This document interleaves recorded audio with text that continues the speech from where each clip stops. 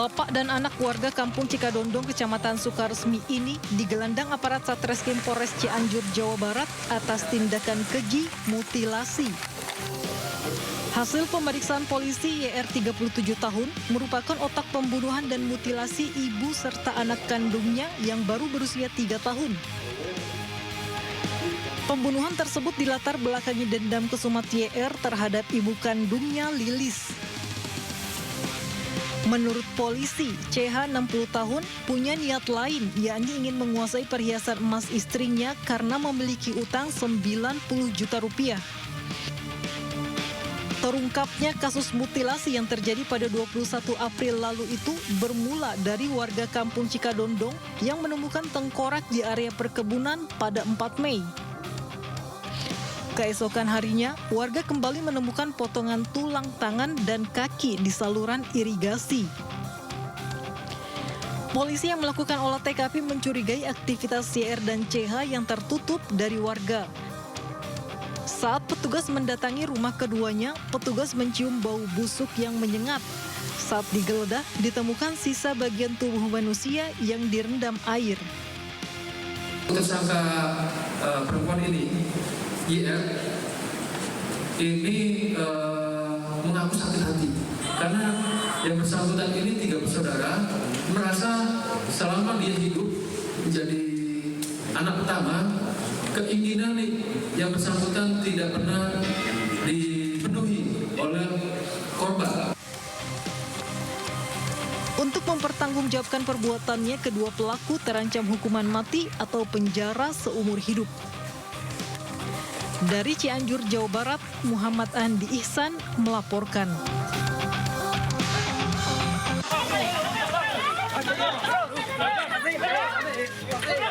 Video pengeroyokan terhadap seorang siswa SMP di Bangkalan, Jawa Timur viral di media sosial.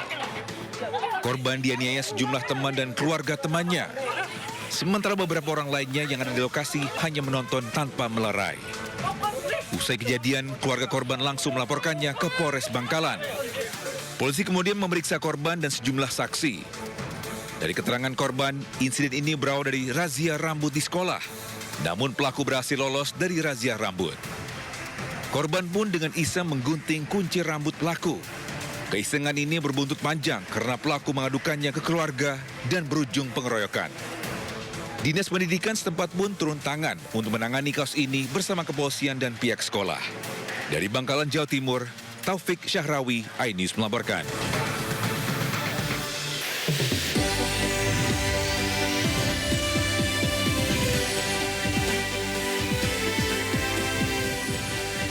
Presiden ke-7 Republik Indonesia, Joko Widodo, menjalani pemeriksaan di Barreskrim Polri terkait kasus dugaan kepemilikan ijazah palsu.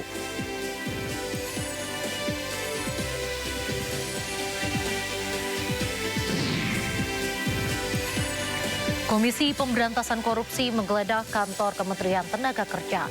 Penggeledahan terkait dengan penyidikan kasus dugaan suap dan gratifikasi tenaga kerja asing.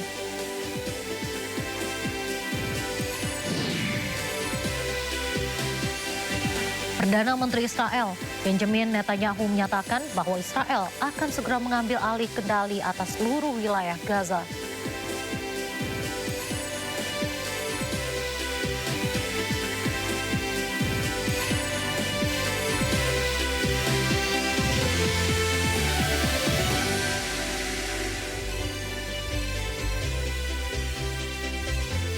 Halo pemirsa, Sindo Malam hadir dengan beragam informasi terkini tanah air serta mancanegara. Bersama saya Reza Nadia, inilah Sindo Malam selengkapnya.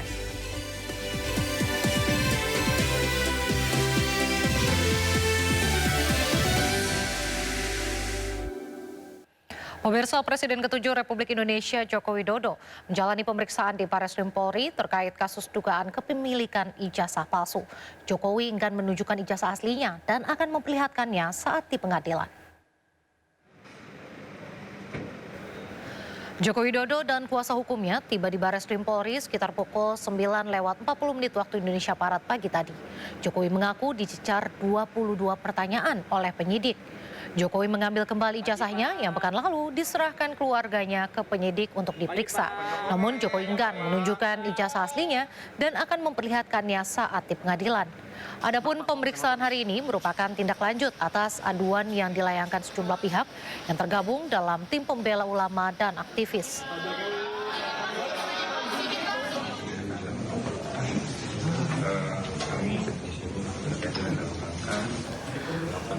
Dan seperti inilah suasana di dalam ruang pemeriksaan saat Jokowi diperiksa penyelidik.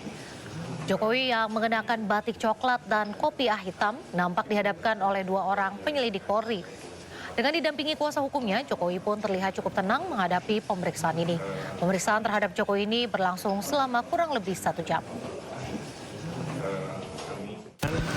Dari Bareskrim untuk memberikan keterangan atas aduan dari masyarakat kepada Bareskrim, dan saya memenuhi undangan itu. Sekaligus saya mengambil ijazah yang saat yang lalu diantarkan ke Bareskrim dan sudah saya ambil. Ada 22 pertanyaan yang tadi disampaikan, ya sekitar ijazah dari SD, SMP, SMA, sampai universitas, juga yang berkaitan dengan skripsi, dengan kegiatan saat mahasiswa saya di sekitar itu. Ya. Pak, itu kan tadi sekalian ambil ijazah, apakah artinya proses uji lapornya sudah selesai dilakukan atau selesai? Ya, nanti ditanyakan ke Bareskrim. Boleh ditunjukkan mungkin Pak ijazahnya? Apanya? Ijazah nanti akan kami buka pada saat diminta oleh pengadilan, oleh hakim. Pak, ini kan tapi di pemeriksaan hari ini sebagai terlapor, nah dari Pak Jokowi sendiri sebenarnya dan pengakuan kan di Polda sebagai pelapor. Ya nggak apa-apa. Saya datang kalau diundang untuk baik diperiksa, untuk dimintai keterangan, ya saya datang. Pak, ada tanggapan nggak Pak soal Pak Budi Ari bisa Enggak, yang berkaitan dengan ini aja. Pak, ini terkait sebelumnya dari Ibu Ketum PDIP sempat menyebut kalau misalkan memang ijazahnya asli itu tinggal ditunjukkan aja, nggak perlu sampai repot-repot seperti ini. Mungkin bisa ada tanggapan Pak Jokowi? Saya itu sebetulnya sedih. Kalau proses hukum mengenai ijazah ini maju lagi ke tahapan berikutnya.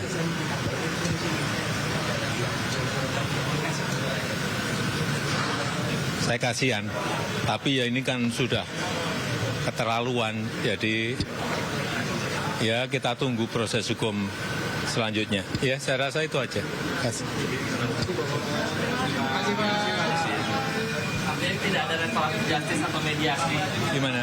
Untuk proses hukum ini tidak ada restoratif justice atau mediasi yang akan diambil oleh Pak Jokowi. Terus sampai nanti dia akan dilakukan. Ya, ini kan supaya semuanya jelas dan gamblang. Lembaga yang paling kompeten untuk di mana saya menunjukkan ijazah saya itu ya di pengadilan nanti. Nah, kalau misalkan Ya, sudah. kalau misalkan sudah dinyatakan selesai di Bareskrim, apakah nanti laporan di Polda akan dicontoh Bapak atau seperti apa Pak? Kalau misalnya kasus yang di Bareskrim ini sudah selesai, dinyatakan selesai, apakah nanti yang di Polda akan dicontoh dicabut laporannya oleh Bapak atau seperti apa? Atau tetap dilanjutkan begitu?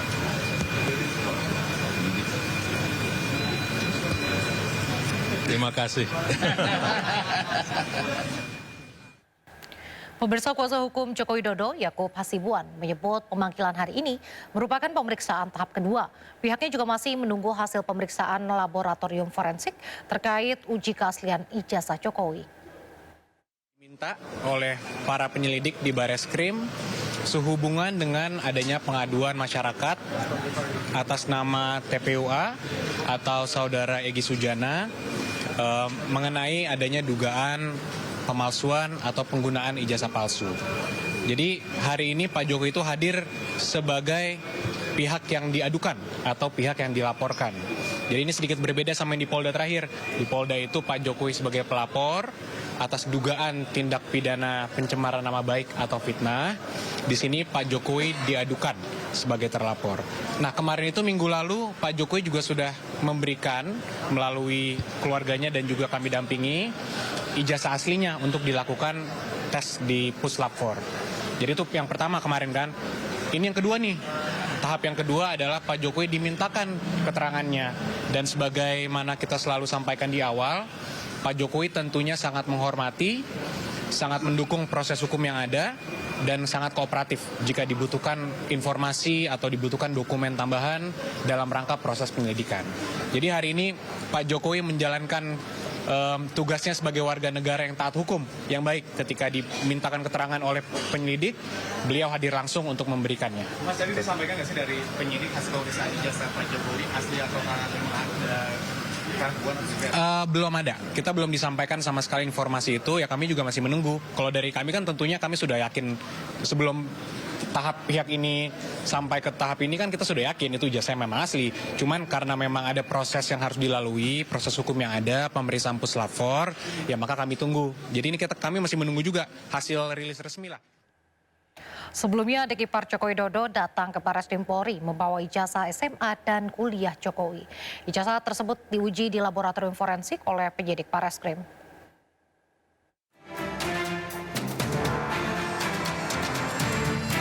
Presiden ke-7 Republik Indonesia, Joko Widodo menyerahkan ijazah SMA dan kuliah dari Universitas Gadjah Mada ke Barreskrim Mabes Polri. Penyerahan ijazah itu dilakukan untuk diuji laboratorium forensik. Ijazah itu diserahkan melalui adik ipar Jokowi, Wahyudi Andrianto, ke penyidik Direktorat Tindak Pidana Umum Barreskrim Polri. Kuasa hukum Jokowi mengatakan, dalam panggilan hari ini adik ipar Jokowi tidak diperiksa oleh penyidik. Penyidik hanya membutuhkan ijazah untuk diuji laboratorium forensik. Oleh karena itu, hari ini kita sudah serahkan semuanya kepada pihak Barreskrim untuk ditindaklanjuti, untuk dilakukan uji lab forensik. Demikian sih hari ini. Suratnya itu kapan, Bang? Surat apanya? Permintaan dari Barreskrim. Surat permintaannya itu tanggal 6. Beberapa hari. Ya, beberapa hari sebelumnya. Iya, tanggal 6 Mei. Tanggal 6 Mei. 6 Mei. Untuk datang hari ini untuk menyerahkan dokumen tersebut. Memang untuk hari ini panggilannya ya? Untuk hari ini, bukan memang. Sempatnya hari ini bukan? Bukan, memang panggilan untuk hari ini dan Pak Jokowi sudah terima suratnya juga dan beliau memberitahukan juga bahwa harus hadir. Sehingga kita hadir hari ini membawa langsung ijazah tersebut. Tidak, karena hari ini itu memang agendanya permintaan dokumen. Penyerahan dokumen. Sebelumnya Wahyudi Arianto, adik ipar Jokowi, memenuhi panggilan penyidik Barreskrim Polri pada Jumat pagi. Ia tiba pukul 9.30 didampingi oleh ajudan Jokowi, Kompol Syarif Muhammad Fitriansyah beserta kuasa hukum. Meski adik ipar Jokowi tidak berkata apapun kepada awak media, namun kedatangannya untuk mengantarkan ijazah Jokowi dalam kasus dugaan ijazah palsu yang dituduhkan pada Joko Widodo. Dari Jakarta, tim liputan iNews melaporkan. Kita ke informasi lain, pemirsa. Pengemudi ojek online dari berbagai komunitas melakukan aksi demo di sejumlah titik di Jakarta, salah satunya di kawasan Patung Kuda Jalan Merdeka Selatan, Jakarta. Demo hari ini merupakan puncak kekecewaan pengemudi transportasi online yang memiliki sejumlah tuntutan.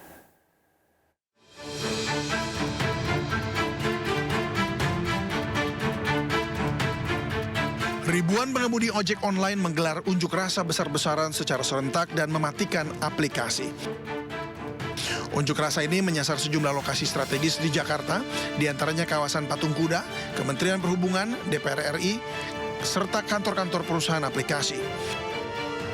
Aksi ini dilakukan sebagai bentuk protes terhadap aplikator yang dituding melanggar regulasi dan tidak menganggap pengemudi sebagai bagian dari ekosistem transportasi digital nasional. Unjuk rasa ini menagih ketegasan pemerintah selaku regulator untuk bertindak atas pelanggaran regulasi yang dilakukan sejak 2022. Kementerian Perhubungan itu buat peraturan PM12 tahun 2019. Nah, yang kita tuntut apa? Ayo dong jalanin menterinya. Nah, selama ini kan ada pembiaran, adanya yang tadi disebutin bahwa ada Aceng, ada layanan slot, Grab Hemat, dan yang lain. Itu kan jelas-jelas melanggar. Maka dari itu ayo, kami bersama teman-teman menyuarakan bahwa ayo Kementerian Perhubungan ini dia punya barang namanya PM12. Ayo tolong itu ditindak atau dilaksanakan dengan baik. Ketemu siapa sih hari? Ya gini mintanya menteri. Karena beliau yang bertanggung jawab gitu loh. Kalau memang ini pun tidak ditepati, kami akan kemah di Kementerian Perhubungan. Kedepannya kami akan bikin bangun perkemahan di Kementerian Perhubungan sampai tuntutan kami di. Berarti sejauh ini memang belum ada audiensi ya Bu ya? Audiensi memang belum ada, karena selama ini bersurat pun ke Kementerian Perhubungan, akhirnya juga enggak.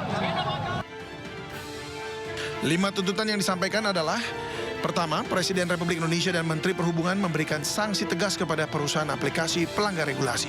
Kedua, DPR RI Komisi 5 menggelar RDP gabungan Kemenhub, asosiasi, dan aplikator. Ketiga, potongan aplikasi hanya 10%. Keempat, revisi tarif penumpang untuk hapus argo goceng, slot hemat, prioritas, dan lain-lain. Dan yang kelima, menetapkan tarif layanan makanan dan kiriman barang melibatkan asosiasi, regulator, aplikator, dan YLKI. Dari Jakarta, Hadisti Arifa, Damar Wicaksono, iNews melaporkan.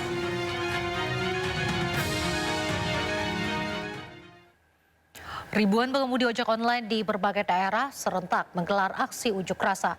Mereka menuntut diturunkannya potongan aplikasi menjadi 10% dan penertiban Undang-Undang Transportasi Online.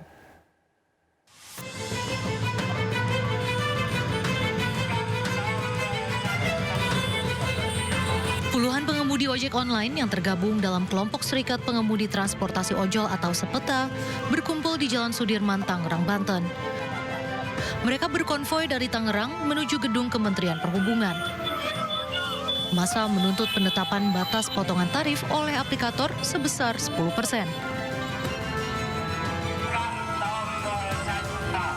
Sementara itu di Purwakarta, Jawa Barat, ribuan pengemudi ojol menuju kantor pemerintah Kabupaten Purwakarta untuk menuntut adanya kejelasan hukum serta payung hukum yang melindungi profesi mereka sebagai pengemudi ojol dan tarif yang layak kepada pemerintah. Para pengunjuk rasa mengancam jika tuntutannya tidak dikabulkan oleh pemerintah akan kembali berunjuk rasa dengan massa yang lebih besar. Tak hanya di Purwakarta dan Tangerang, aksi unjuk rasa juga dilakukan ribuan pengemudi ojek online se-Surabaya, Jawa Timur. Para pengemudi ojol memusatkan aksi unjuk rasa di depan kantor Dinas Perhubungan Jawa Timur, Gedung Negara Gerahandi, dan kantor aplikator. Para pengemudi ojek online menuntut diturunkannya potongan aplikasi menjadi 10% dari sebelumnya sebesar 20%. Massa juga meminta pemerintah segera menerbitkan Undang-Undang Transportasi Online. Dari Tangerang, Banten, Purwakarta, Jawa Barat, dan Surabaya, Jawa Timur, Tim Liputan iNews melaporkan. Komunitas pengemudi ojek dan taksi online melakukan aksi unjuk rasa di Jakarta menolak biaya pemotongan lebih dari 10%. Sementara itu, aplikator online mengaku penetapan pemotongan komisi sebesar 20% diberikan sepenuhnya untuk promo pelanggan. Aksi mogok massal pengemudi ojek online dipusatkan di Patung Kuda serta gedung DPR MPR Jakarta. Mereka menyuarakan sejumlah tuntutan, diantaranya menolak biaya pemotongan aplikasi lebih dari 10%. Para pengemudi ojek online mengancam akan mematikan layanan aplikasi selama aksi unjuk rasa. Untuk mengamankan jalannya aksi unjuk rasa, petugas kepolisian melakukan pengamanan di sejumlah titik. Sementara para pengemudi ojol yang tidak ikut dalam unjuk rasa maupun tetap beroperasi diimbau tidak mendekati lokasi unjuk rasa. Sementara itu, aplikator online mengaku penetapan potongan komisi sebesar 20% diberikan sepenuhnya untuk promo pelanggan dan investasi pelanggan demi menjaga level yang diterima oleh mitra pengemudi. Jika potongan komisi dari 20 menjadi 10% dilakukan, aplikator online menilai justru bisa menurunkan pendapatan mitra pengemudi. Kalau misalnya ini dari 20 potong 10, mungkin seakan-akan terlihatnya pendapatan per transaksi begitu ya Pak ya, pendapatan per transaksi setiap daripada mitra driver mungkin naik di transaksinya. Tapi kalau pengalinya pengalinya jumlah transaksi yang didapatkan itu berkurang, itu kan yang kami takutkan, dan berdasarkan berkali-kali kita mencoba ini, itu pengalinya akan berkurang lebih curam dibandingkan kenaikan pendapatan per transaksi. Sehingga akibatnya adalah pendapatan akhir daripada driver itu take home pay gitu ya istilahnya, take home income-nya itu bisa lebih berkurang. Menteri Perhubungan Budi Purwagandi meminta penyampaian aspirasi yang dilakukan oleh pengemudi ojek online se-Jabodetabek dilakukan tanpa aksi anarkis. Menhub berharap para pengemudi ojek online untuk bisa duduk bersama dengan aplikator untuk mencari solusi.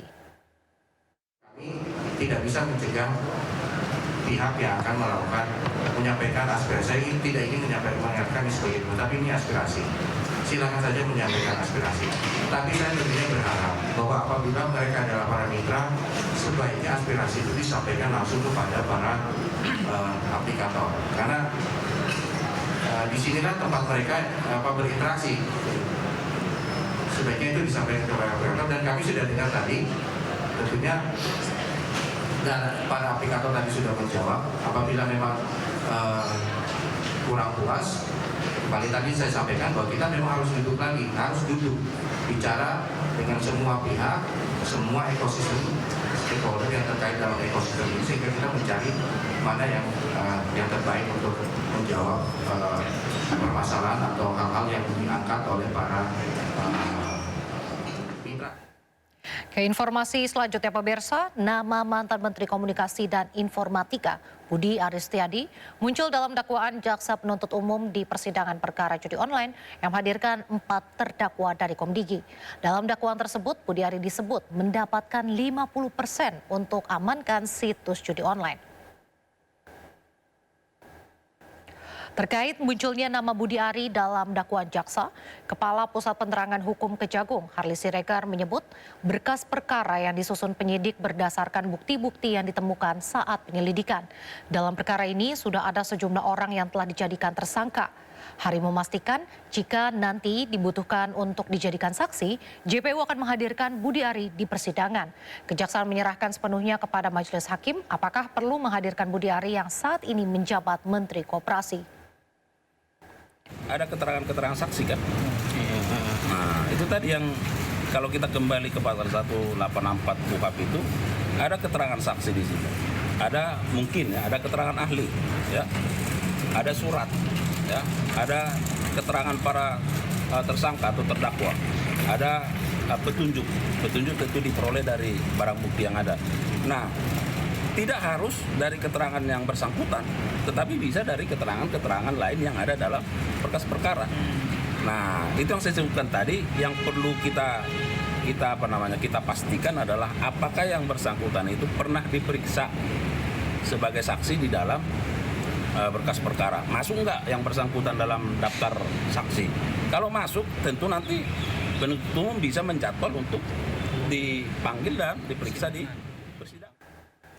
Pemirsa, pemerintah buka suara perihal nama Menteri Koperasi Budi Aris Setiadi yang terseret dalam persidangan kasus mafia akses judi online di Indonesia.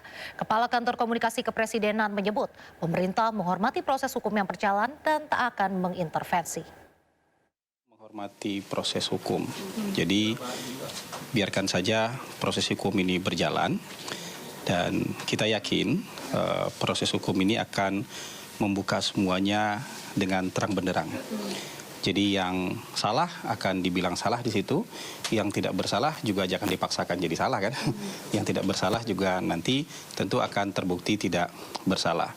Jadi kita tunggu saja proses-proses seperti ini dan kita harapkan masyarakat, teman-teman media juga memantau ini dengan proper. Jadi kita tunggu keputusan pengadilannya sehingga kita tidak mendahului keputusan. Menteri Ketenagakerjaan Yasirli menerbitkan surat edaran soal larangan penahanan ijazah karyawan oleh perusahaan. Informasi selengkapnya usai jeda, tetaplah di Sindo Malam.